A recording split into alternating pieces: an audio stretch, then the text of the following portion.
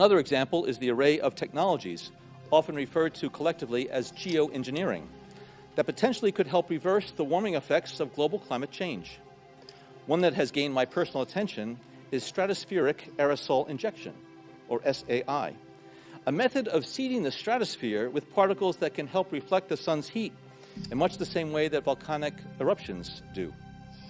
An SAI program could limit global temperature increases, reducing some risks associated with higher temperatures and providing the world economy additional time to transition from fossil fuels. This process is also relatively inexpensive. The National Research Council estimates that a fully deployed SAI program would cost about $10 billion yearly. As promising as it may be, moving forward on SAI would also raise a number of challenges for our government and for the international community. On the technical side, greenhouse gas emission reductions would still have to accompany SAI to address other climate change effects, such as ocean acidification, because SAI alone would not remove greenhouse gases from the atmosphere. On the geopolitical side, the technology's potential to alter weather patterns and benefit certain regions of the world at the expense of other regions could trigger sharp opposition by some nations. Others might seize on SAI's benefits and back away from their commitment to carbon dioxide reductions. And as with other breakthrough technologies, global norms and standards are lacking to guide the deployment and implementation of SAI and other geoengineering initiatives. Now, I could go on and on and on and on about the things that fascinate me, but rather than talk about them, I thought I'd stop here and start the conversation. Good morning. Look at those beautiful skies. Isn't it just a beautiful day? Holy shit, look around. I'm surprised we're even still able to breathe on this planet. It's all about light, loving, and living, but we are failing as guardians of this planet. We are failing. This is not how Mother Earth wants her skies to look. This stuff is choking the people down, choking the animals down. Why do you think all these rates of autism and Alzheimer's and all this bullshit is at an all-time high? This stuff is coming down into our lungs, coming down into our soil, into our food, into our body. What is it? Barium and strontium and bullshit. Aluminum, barium, strontium, all this stuff, man. Ask yourself, why? Why are they doing it? Why are they spraying this stuff? We're here for a bigger purpose. It's absolutely insane. This planet is going through so much bullshit, and though we're distracted by the latest video game, we're distracted by the latest movie, the latest celebrity gossip, the latest politician, the latest bullshit. Ask yourself, why are they doing this? Why are they pouring this stuff in the sky? There is a huge game being played here on planet Earth. And the distractions right now are at an all-time high. Why are they at an all-time high? Because the consciousness is increasing at an all-time high. They need more bullshit to pump us, to keep our mind distracted, to distract us from the fact that we are waking up to our infinite selves. And more of us are waking up every day. And that's why this is amazing, one of the funnest times to be alive on planet Earth. I'm out drinking my lemon water, getting my morning walk on, and I just got bombarded with bullshit, man.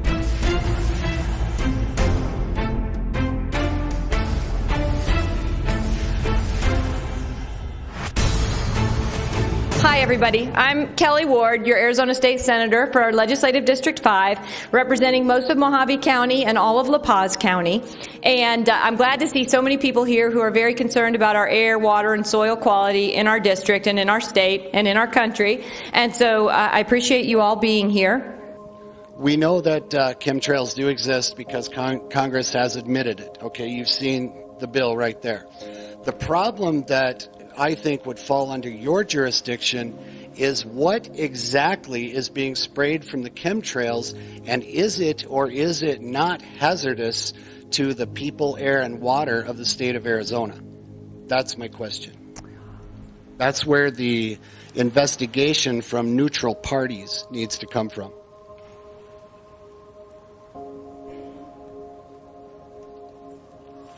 So prior to coming out here, I asked my compliance folks in our various programs what the status was, and I've been assured that the air quality and the water quality here meets all of the standards.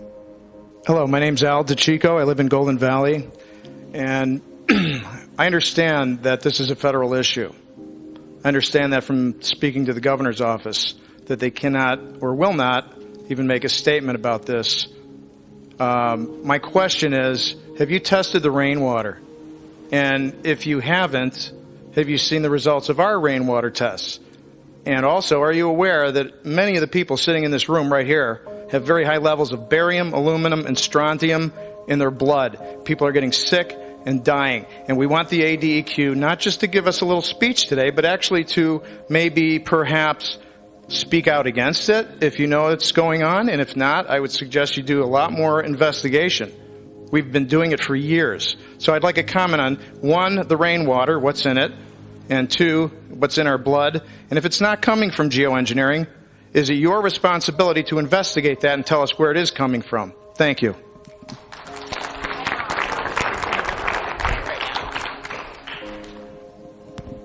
Does the ADEQ have the ability to take a position on this and investigate it further and find out where these toxic metals are coming from that are in our rainwater and in our blood? Thank you. I do not know anything about the rainwater. I do not know anything about rainwater analyses.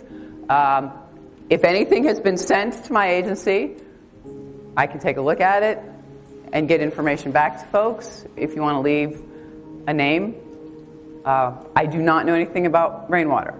Blood and hair analyses, those you need to talk to your physicians about. And your physicians should be able to direct you as to what to do. They cannot. The Department of Environmental Quality has no medical professionals. So that is completely outside our area. So our position on any kind of medical condition or any kind of medical issue always has been and always will be to speak to your medical professionals. We are not medical professionals. As far as soil samples go, I do not know if there have been any soil samples collected in the area. Generally, unless we have a remediation project going on in an area, we don't collect soil samples. The reason that we don't collect soil samples, unless there's something going on, which also brings me to our ability to investigate, is if we don't have jurisdiction over a particular area, we also don't have jurisdiction to spend money. How do you test the air? How do we test the air? Yeah. Again, I'm not a science person. I know that we have air monitors that draw air in and filters are collected. I don't know where they are. I'm not a science person. I am assuming you do have scientists in your organization. Is that correct? We do, ma'am. Thank you. My name is Michelle Arnett, and I'm from Bullhead City. And I'm one of the several who have had my blood tested because I was getting sick and I didn't know why. And I did go to my doctor, and he had some question on how to order these specific tests for heavy metals. And when the results came back and they were really out of line, he said he had never seen anything like it in his life, and he didn't have a clue what to do about it. And then the bottom line was, he said, I think you're just going to have to live with it, and I want to be healthy. So just out of curiosity, how many of you in here have had your blood tested? Raise your hands. Okay, thank you. Todd Howard from Kingman. I understand your skepticism, I really do. But I have a couple questions for you, not to come up against you, but to try to get your institution, your agency moving. The ADEQ. Yes, sir. ADEQ has a mission statement, does it not? It was created for a purpose. It does. Can you tell us what that is? If I can read it, I certainly can. Our mission statement is to protect and enhance public health and the environment in Arizona. Very good. Okay, my second question to you is this. Now, if these people have evidence, if they have enough accumulated evidence to be of interest, can you tell us who to send it to get an investigation going? Because if their health is in danger, that's within your mission statement.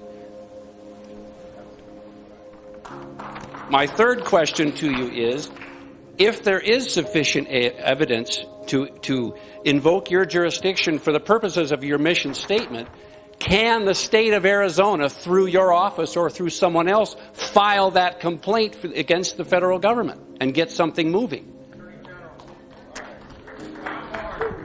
So can you tell us who to send our evidence to?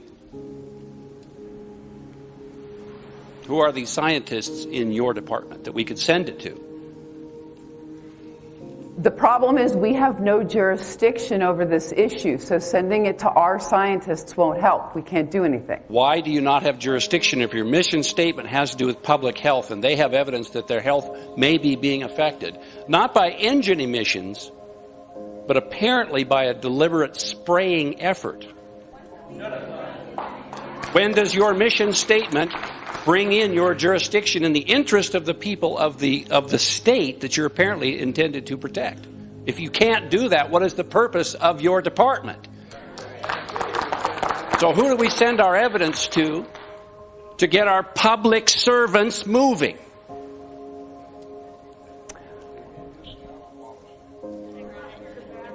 Certainly. No, that's a valid question, and I'm honestly not sure who you could send them to because we would not have jurisdiction. Okay? So I would send you back to the EPA or to the FAA because we would not have jurisdiction over such an issue. Dr. Russell Blaylock is a retired neurosurgeon. He is world-renowned. He's very concerned about this issue. He sees aluminum in a nanoparticulate size as extremely worrisome. So, Senator Ward, thank you again. But I want to know why the EPA and FAA aren't here. Sherry, you're doing a good job. Thank you. But you don't have jurisdiction. I don't. So I feel like we're in a quandary.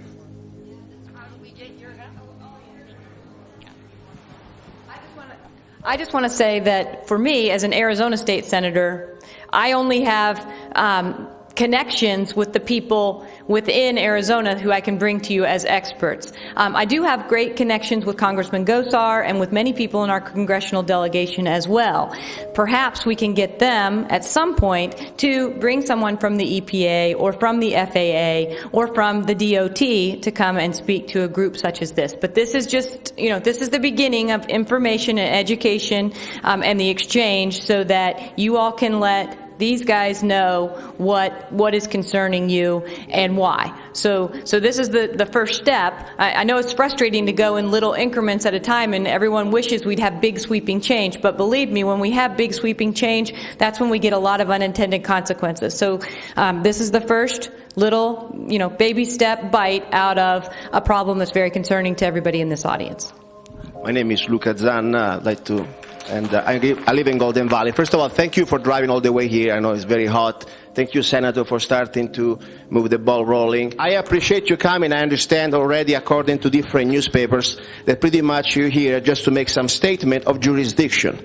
I read here, for example, Arizona Department of Environmental Quality will make a short presentation at the meeting, and the department lack of regulatory authority over any type of chemical spraying, according to the Department Communications Director Mark Schaffer. Question is, I wish, since this is our tax dollar, this room, cost, electricity, air conditioning, your time, I'm sure you know for free, and we are the one pretty much pay for all this. You could have sent us a fax or maybe an email, because if they're really what the state is telling us, that pretty much you have no jurisdiction, and according also to another article, even if you would admit that there is a problem coming from this type of environment, we're talking about the airplanes, you still couldn't do anything. I wish there was something like more, maybe some scientists, because I tell you something, I'm not even going to approach this from a point of view of geoengineering, weather modification. Just in the jet fuel, we do see that aluminum is present, barium is present. Aluminum is 3 times higher since NATO switched from JP5 to JP8. So there's a huge increase in aluminum alone. 28 countries simultaneously switched their jet fuel. And calcium went from 5,000 to 31,000 parts per billion. Strontium from 70 to 351. Titanium from 35 to 1,056. So yes, all of these metals tripled, doubled, quadrupled, just from jet fuel. And I've got some other stuff about how they're using biofuels with blended portions of aluminum nanoparticles in it. So yes, aluminum should be used judiciously because they tend to entrain in human bodies, and especially brains. Alzheimer's being linked to the direct ingestion of aluminum through the nasal passages. My nose is itching as I'm doing this video. Regardless, this is a serious concern. And of course, I've got here barium compounds serve as corrosion, rust inhibitors, detergent, anti-smoke additives in jet fuels. So yes, barium and aluminum are in jets. This is from the US CDC. Barium compounds are used in oil and gas, drilling muds, automotive paint, stabilizers for plastics, case hardening steels, bricks, tiles, lubricating oils, and jet fuel. So yes, barium and aluminum are in jet fuel. I'm not even talking about that. I'm talking about there is a real serious crisis, health crisis, documented. Officially, I would like to serve you right now, not as a legal, but as documents that I already sent the register to the governor, to former Senator Gould, for the former representative of our district. There are like at least 12 blood tests here, created by official laboratory with real doctors, MD, and all these blood tests came back with a high, extreme level of barium, some aluminum. I'm talking about levels that they go above more than 1,000%. So I forget about the airplanes, the aliens, and anything else. This is a crisis. We have people that they are suffering, and we don't know where this source is from. The barium. I tell you something. We did also some extra jobs, since we understand the state is kind of bureaucratic before it moves. And a former state representative, Nancy McLean, told us that we people in Golden Valley, we water all. First of all, these tests are vary from different parts of the county. Some also are from Phoenix. And I do not water all. I got my own well, and I tested the well, and the water is clean and pure. Food. The last meeting at the county a few years ago, they told us that we get it from food. We do not live in a commune like in Russia, okay? Everybody got their own homes, and everybody grow or buy their own food. So there are a lot of things that I think is a state duty to investigate. I want to bring you here today officially, ma'am. This is for you.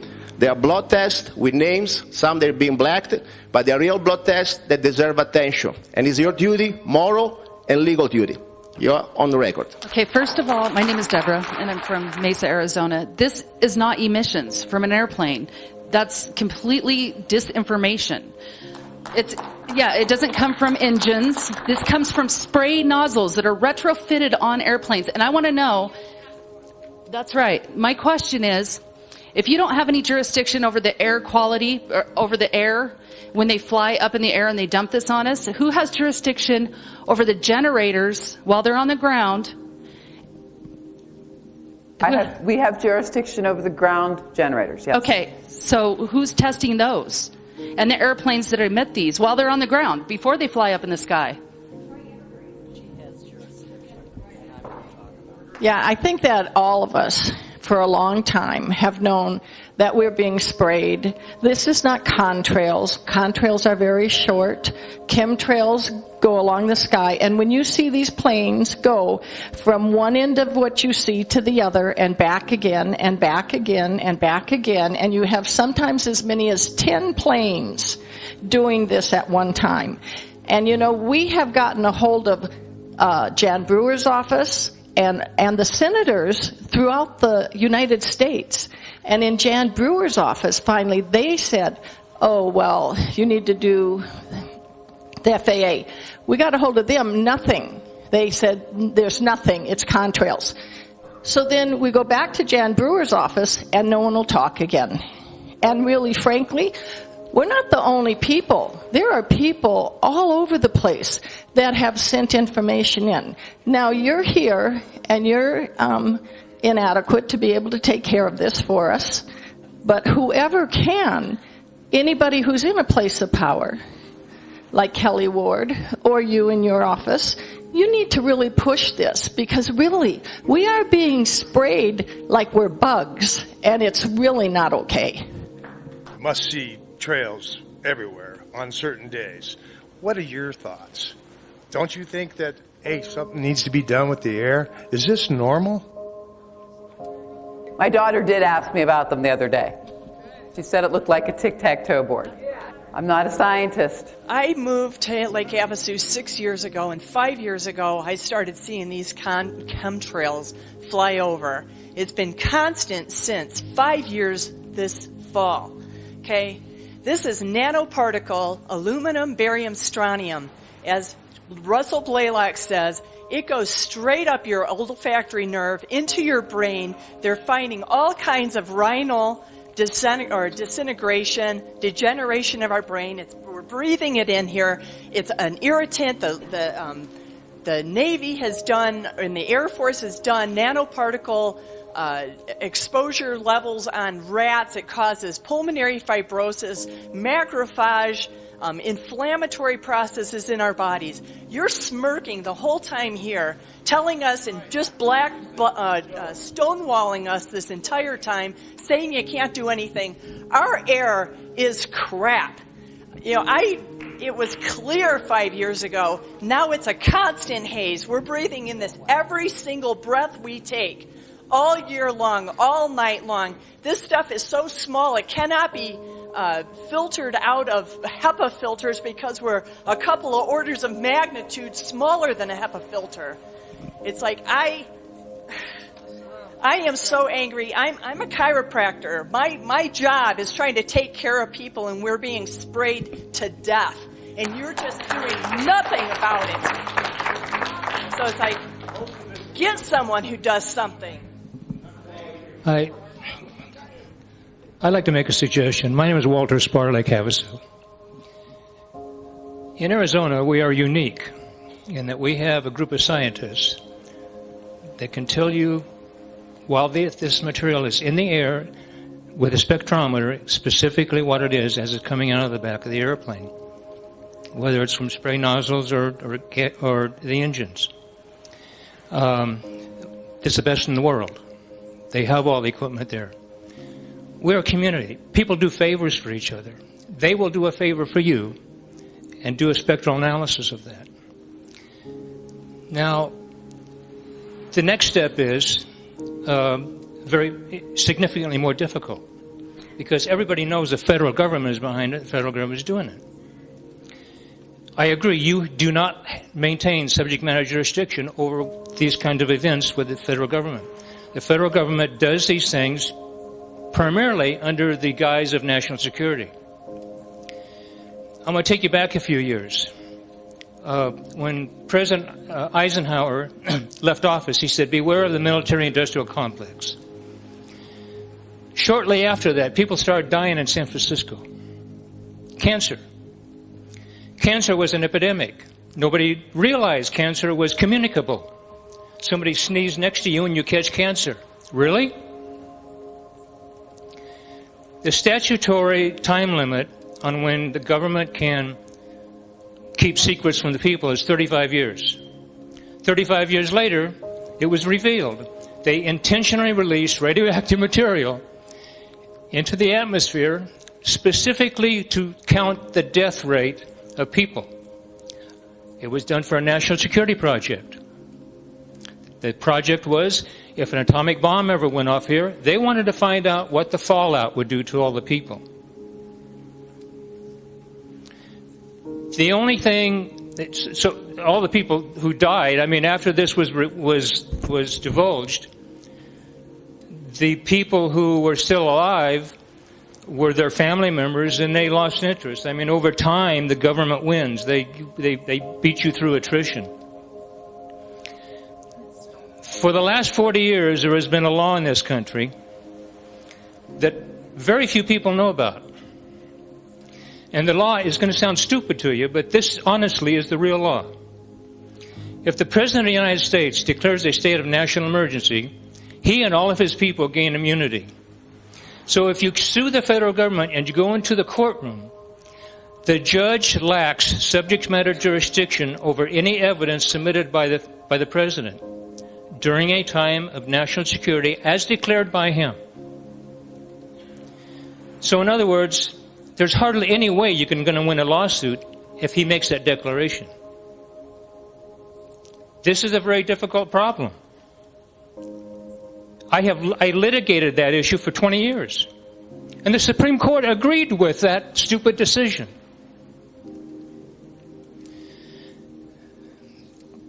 I have studied this for so many years. The only solution short of physical violence, the only solution I can come up with is you've got to get rid of all those stupid people in Washington, D.C.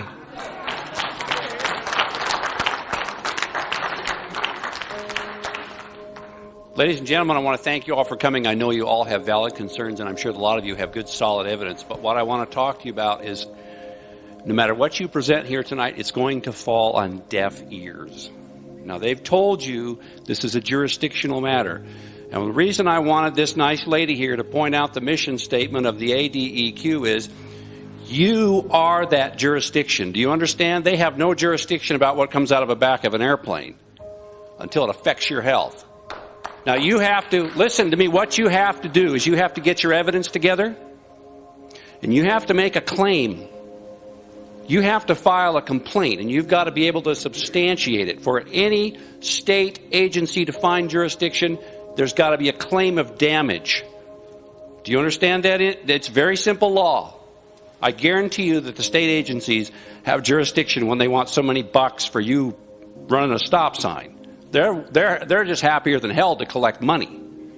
But if you want to get them moving for your benefit, then you have to understand that you are that jurisdiction, and you have to set that jurisdiction in motion. Get your public servants off top dead center. Get a claim together. Get your evidence together. Get organized. Please, please do not be so naive as to think you're going to make anybody up there care. They're your public servants. Get them in motion. Get your claim together. Get moving. Do not be naive. 50 million hectares of trees have died because of the fogging out, clouding out. They're not even making enough photosynthesis to maintain themselves. Plus, the toxicity of the aluminum and things are causing their roots to shut down, so they're not even uptaking water. This is a problem, kids. This is a big problem. This is death to plant life, death to bacteria, death to, right now, the species extinction rate is 150 to 200 a day. 73,000 a year. This is not something that you can sneeze off and brush aside. If you have kids, you should care. If you have lungs or a brain, you should care. This is toxicity that is in our air every breath we take in this room. Just because you can't see it doesn't mean it's not here. It's a nanoparticle. It's toxic. Aluminum is a toxic protoplasmic poison. It stifles numerous enzyme systems in all your cells. It passes the blood-brain barrier. It degrades the blood-brain barrier. It degrades the tight junction cells in your intestines. It causes leaky gut syndrome. It's causing a host of problems. And you look so bored here. You're just smirking the whole time, and it's like a big joke to you. This is important. Our country is being poisoned, and nothing is going to be done about it.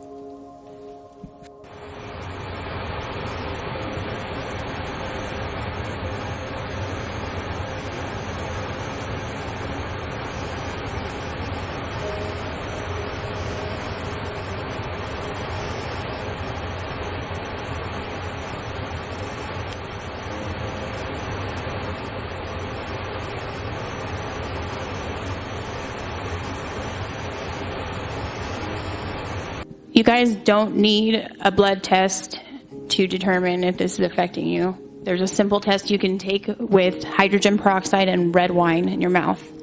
And when you spit it out, you will see all those nanoparticles collect in the bowl. Every single one of you are affected.